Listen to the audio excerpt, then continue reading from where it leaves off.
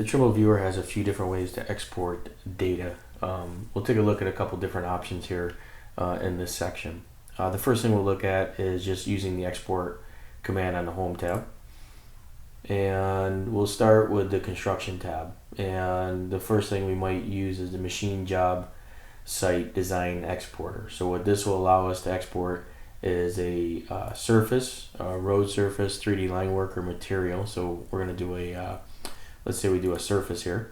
And the surface is going to be this, in this case, the particular road surface we have.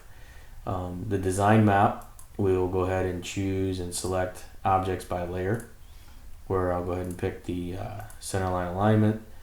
I want to pick the edge of pavement. We'll pick the back of curb, as well as a sidewalk, and the back of sidewalk is our line work.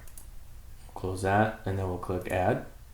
So we'll make sure we add those, and then we'll give it a file name. So we'll come in here, and I'm going to drop it into this data folder under export. You probably want to maybe make a new one called road data or machine data, and we'll set it in here. So I'm going to call it road network, whatever you want to name it, and I'm going to hit save. You can choose your controller type as well as the controller software version, and then click export. So that will export out the files and create my SVLs and my SVDs. So you'll see now when I take a look in this folder, under data, under export, we got road data.